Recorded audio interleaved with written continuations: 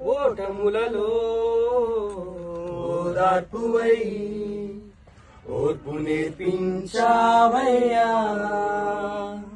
వేదనలలో విశ్రాంతివై వెన్నంటి నిలిచావయ్యా.